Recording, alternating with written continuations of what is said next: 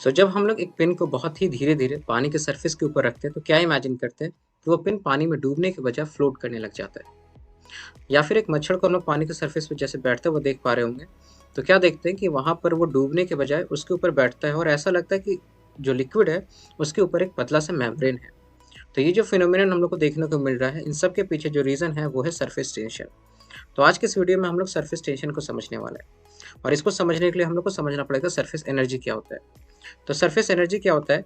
तो यहाँ पर हम लोग क्या देख पा रहे होंगे कि यहाँ पर एक पार्टिकल जो है वो बल्क में है और चारों तरफ ढेर सारे पार्टिकल के द्वारा वो क्या है, घिरा हुआ है।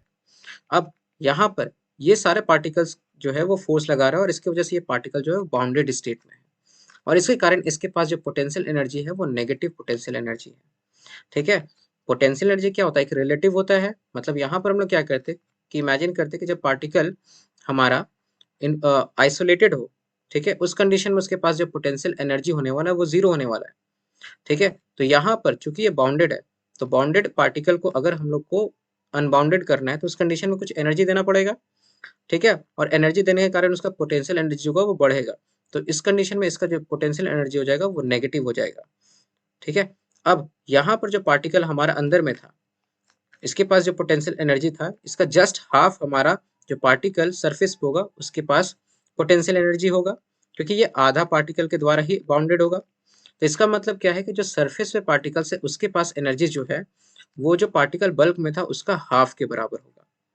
ठीक है। इसका मतलब क्या है कि यहाँ पर जो पार्टिकल सरफेस पे है उसके पास ज्यादा एनर्जी है। अब एक लिक्विड क्या चाहेगा ना कि अपने सरफेस एरिया को मिनिमाइज करना चाहेगा ताकि एनर्जी जो है वो कम से कम खर्च हो। और इसी कारण उसके सरफेस के ऊपर एक फोर्स लग रहा होगा चारों तरफ से, स्ट्रेच होता हुआ एक मेम्ब्रेन के जैसा। यहाँ पर जो फोर्स लगता है इसी फोर्स को हम लोग सरफेस टेंशन कहते हैं। और वो जो फिनोमिनन देखने को मिला था वो सरफेस टेंशन के कारण ही देखने को मिल रहा था। अब यहाँ पर सरफेस टेंशन को हम लोग कैलकुलेट कैसे करते हैं?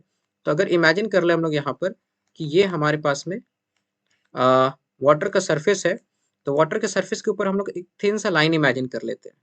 अब इस लाइन के दोनों तरफ से पार्टिकल जो है वो क्या कर रहा होगा, खींच रहा होगा, एक दूसरे को स्ट्रेच कर रहा होगा।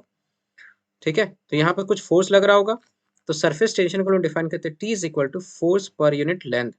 तो ये जो थिन सा लाइन है इसका कुछ लेंथ होगा, मान लेते हैं इसका लेंथ अगर एल है, तो यहाँ पर जो टोटल फोर्स लग रहा है पर यूनिट लेंथ, उसी को हम लोग क्या डिफाइन कर दिए, सरफेस टेंशन डिफाइन कर दिए हैं। इसको हम लोग बहुत ही बेहतर तरीके से इस वीडियो के द्वारा समझ सकते हैं।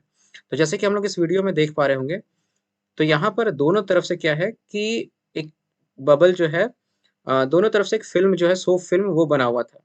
जैसे ही एक तरफ के सोप फिल्म को प्लग किया गया, तो दूसरी तरफ का सोप फिल्म क्या किया, उसको अट्रैक्ट कर लिया और ये जो है वो उस तरफ मूव कर गया जो बीच में हमारा मूवेबल जो आर्म था। तो यहाँ पर इसके पीछे कारण क्या था, सरफेस टेंशन।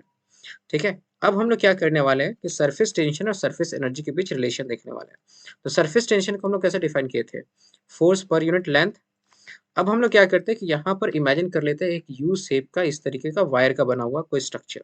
इसके ऊपर एक थिन सा इस तरीके का हमारा दूसरा स्ट्रक्चर है जो कि मूव कर सकता है। इस तरफ हम लोग क्या किए, एक सोप फिल्म जो है वो क्रिएट कर दिया। अब ये सोप फिल्म क्रिएट कर दिया तो ये क्या कर रहा होगा, इसके ऊपर फोर्स लगा रहा होगा। ठीक है। अब यहाँ पर हम लोग क्या करते हैं, इसको जस्ट ऑपोजिट डायरेक्शन में फोर्स लगा के इसको डिस्टेंस डी तक मूव करा देते हैं। ठीक है। तो यहाँ पर जो हम लोग को वर्क करना पड़ेगा वो वर्क क्या हो जाएगा, फोर्स इनटू डिस्टेंस।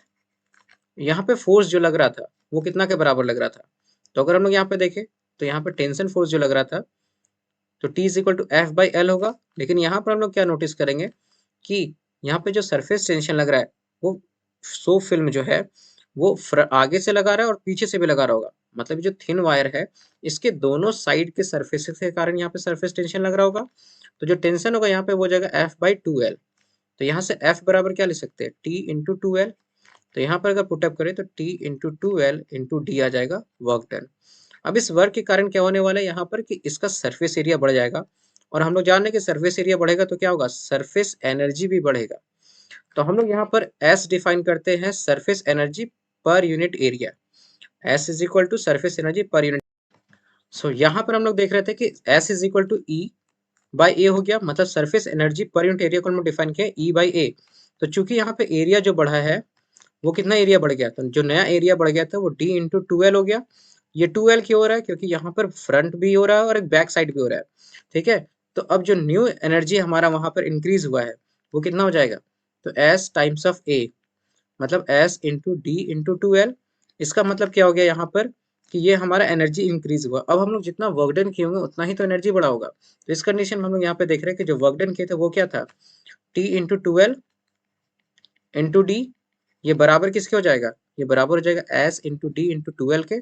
यहाँ पर टूएल्व टूएल्व और डी कैंसिल हो जाएगा, तो टेंशन जो होगा हमारा सरफेस टेंशन, वो surface energy per unit area के बराबर होगा। ठीक है, मतलब ये बराबर होगा ई बाई ए के। सो आई होप कि ये सब कुछ क्लियर हो गया होगा। अगले वीडियो में हम लोग इसी को आगे और कंटिन्यू करने वाले हैं। तब तक के लिए take care and good bye.